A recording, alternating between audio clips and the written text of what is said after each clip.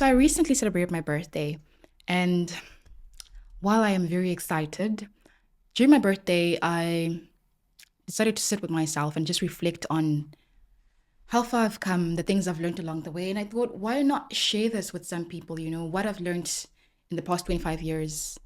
And the very first thing I would say, health does not get better with age, right? So I've reached that age whereby I'm not old, but I'm not young either. And then your bones start doing funny things. When you stand up, you get a little bit dizzy and all of those things. And your fitness needs to be in check. Otherwise, after a week, your weight just packs on. You're not metabolizing as fast as you used to in your teens. And those are things that I hadn't quite paid attention to before turning 25 or before turning 22, basically. I didn't pay attention to my body as much because it basically just did everything for me. It was functioning perfectly fine. But now, as you get older, you realize you have to watch what you eat. You have to make sure your vitamins are all, in place. And if something is like missing, you have to supplement it. So, even working with your fitness, right? Strength training, making sure that your muscles are like really good and your bones are really good. What you eat, you're paying attention to that. And those are things that we think don't really matter. But as you get older, those matter the most because your health will determine how long you get to stay on this earth, and how best you get to show up. Because this is the vessel that carries who you are. This is the vessel that carries your essence. So when you're not in good health, when you're not in good shape, you are not able to function well, you know. And you want to live long, you want to live in vitality. So watch what you eat. Pay attention to your vitamins, supplement when you have to, exercise, exercise, exercise. This is not even just for you having a six pack or a summer body. It's not that vain. It does a lot more than that. It helps you to balance your hormones. It helps you to metabolize faster, metabolize better. It helps even your mind to function better. Your blood flows better. Because some people start complaining earlier on of these diseases, which were known to be for old age, but earlier on, we're now complaining about heartache, we're now complaining about arthritis, we're now complaining about so many diseases. But if you can start taking care of it earlier on, your body is much more able, much more equipped to fight certain diseases as you get older. Because there are diseases that come with old age. Yes, I agree. But if you can start paying attention to your health while you're young, your old age can be much smoother. Your old age can be much more beautiful. So don't neglect your health for anything. Go to the gym, drink your water, book your appointments with the doctors, and fix what needs fixing. Pay attention to yourself. Love your body. Another thing I got to learn as I got older is that your habits compound, right? Whatever habits you had or you had in high school, if you're in high school right now, whatever habits you have right now, if you don't attend to them, if you don't fix them, you carry them on into your adulthood. Okay, so if you're having bad habits and you don't fix them early on, you carry them along the way. So most of the things we start seeing in old age, like not old age, you start seeing in your late 20s, you're like, where did this even come from? You remember, damn, I used to do this in high school as well. So pay attention to your habits. If you have a tendency of being lazy, of not doing your bed, those small little things of just being careless, it seems like nothing when you're still in high school. It's like, it's just doing the bed, man. Like, come on, it's not a big deal. I can just leave the house without doing the bed. I can just not brush my teeth. I can just move anyhow. I can just eat messily. Those things will go with you into adulthood. But if you can start where you're at to work on developing better habits, reading almost every day, working out almost every day, if you instill in yourself good habits, as you get older, those things don't leave you. If you make a habit of prayer, those things don't leave you. If you make a habit of fasting, those things don't leave you. I remember I didn't exactly like it because we grew up in a Christian home whereby the beginning of the year, the first 10 days, everybody's fasting, everybody's praying. It was mandatory. At first, I didn't understand it and I didn't like it because my birthday was during the 10 days. So that meant that on my birthday, I am fasting as well. I am praying and there is no party. And that used to bother me. But then as I have gotten older, realizing that now, even as I'm living by myself, the first 10 days I still fast. The first 10 days I still pray. I still dedicate those first 10 days to asking God for clarity. Those habits have stuck with me, right? And that's what I think you should also pay attention to. And sometimes you might be thinking, okay, maybe I'm too old, but wherever you are right now, just start there, right? Develop better habits where you're at and allow those to compound because they will compound whether you like it or not. If you have a habit of always being on the screen, you're glued to the phone, you're scrolling 10 hours per day, 10 hours per day that you're just on the screen, just consuming content every single day. You cannot spend a day without watching a movie. You cannot spend a day without watching a series or something, without consuming something on the screen every single day. Those habits will compound. You need more screen time. You need more screen time. You need more screen time. And then as you get older, you wonder, where does my time go? But you're wasting it scrolling on the screen, right? So, um, I had some habits which I didn't like as well. And I'm like, I can fix these. I still have time. Being in your late 20s does not mean you have reached old age. So, wherever you are at right now, you can still fix your habits to make them better. You can still fix your habits to see, is this the kind of person that I would want to be when I'm 40? Is this the kind of person that I would want to be when I'm 50? Is this the kind of habits that I would want to be showing when I'm like 80? Being a grandmother with bad habits, that is very embarrassing. So, fix that while you can and let your better habits compound. I also got to learn that not everybody is your friend. Not everybody you know is a friend. You need to start having better labels for people, like a colleague. Okay? Somebody you work with is called a colleague, right? There's a reason why those names are there. Somebody you just know is called an acquaintance.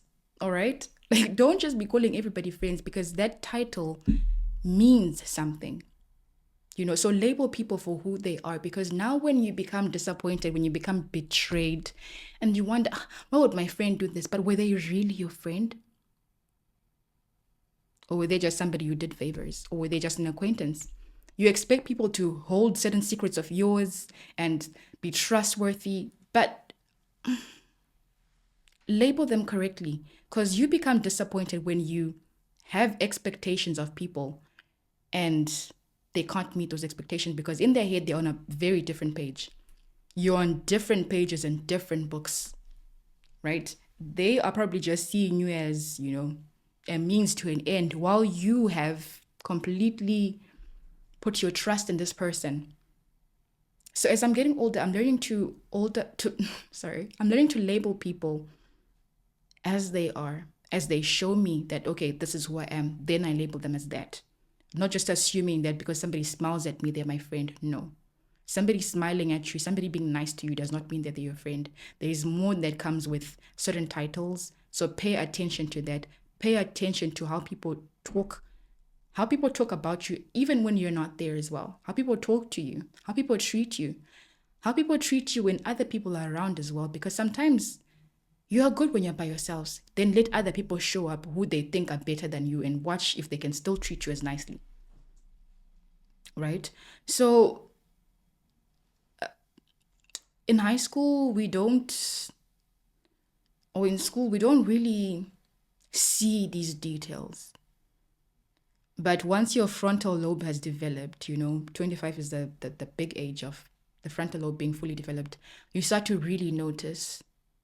And discernment is key in knowing who is meant for you, who is doing what. You need to be able to discern that, is this person genuine with me? Or do they want something from me? Okay, and who is this relationship serving more? Is it mutually beneficial, or is one person just leeching off the other person? So discernment is key, even in romantic relationships, because even those need labels too. Like, is this going somewhere? Is this my future partner, or is this a situationship? what is going on here. Have labels for those things to avoid disappointing yourself. And gauge your expectations accordingly, according to what people show you, how they show themselves that, okay, this is who I am. Then you label them as that. Your energy is sacred. Your energy is so sacred. And this is something I wish that I had realized way earlier, because I would have cut off a lot of people much sooner.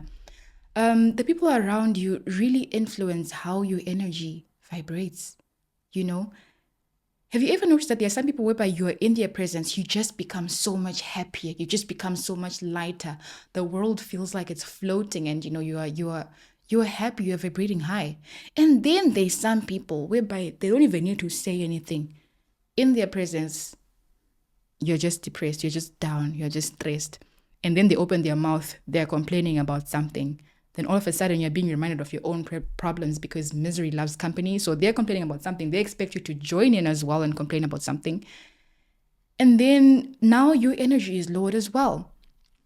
But now when you're allowing your energy to be played with like that, to be altered like that, it now affects your point of vibration, right? Like I went to somebody's house, or I went to meet with somebody in a good mood, and they have just taken my energy from 100 to 0. Now, because you are now vibrating at that low frequency, everything else you start attracting becomes low frequency. So it messes up with your point of attraction. The things you now start attracting to your life become negative, because you have allowed negative people to influence your energy field. So that is a very big thing. So with friends, even the places you go to, is it affecting your energy? You're going to the club. Okay, the club is fun, but how does it influence your energy? You're going to church. How is the church influencing energy? Right? The people around you. You're going on a date, you're going to a meeting, you're going to the people you hang out with at work, wherever it is you are. Be mindful of how your energy is being influenced. And if you just notice that, okay, my energy is going low right now, I don't like this, remove yourself from the situation, remove yourself from that space. Be able to walk out of a place if you feel like your energy is not right, because your energy is sacred. Once you start allowing negative energy to influence you, that just shapes up the rest of your day, the rest of your life. So be protective of your energy. Not everything needs access to you. Not everybody needs access to you. And this also pertains to your sexual relationships, right? What you are making is a sacred tie, because sexual energy is the most sacred. It is creative energy. When you're just opening your legs for anybody, for everybody, you leak a lot of energy. And I think I should actually have a separate video just talking about this, because people aren't aware of this. You're wondering why you feel so drained, why you feel so left behind, why you feel so depressed, why your energy is not attracting good things to you, why your aura is just so messy. Because you are leaking your sacred energy by just sleeping with people who have their own demons that they haven't addressed, just sleeping with people who are just taking your energy and draining that energy, because it is a real thing. Energy transfer is a real thing. And the older I get, the more I realize that I must be able to protect my energy. Be it in public settings or in private settings, I must protect my energy, because it's the most sacred thing about me. And on that, protecting your energy as well, I've also learned that boundaries are a must. Boundaries are a must. It's non-negotiable. People tend to cross boundaries quite a lot. People tend to cross boundaries a lot. And if you don't check them, it will continue. If you don't check them, it will continue. You become that adult who's just allowing everything to just happen. However, boundaries are needed because you protect yourself. Boundaries are a sign of self-love. You can't say you love yourself when you're allowing people who don't like you to be in your energy field. People who don't like you to be around your life. People who don't even wish you well, to just be doing whatever. When people show you who they are and you do not like what they are showing you, there should not be third chances, fourth chances, fifth chances. Like, come on. Set a boundary. and be willing to walk away. A very big lesson that I have taught myself at this age is that I can walk away from anything. If I'm not happy in the relationship, if it's messing up with my mental health, I have learned to walk away.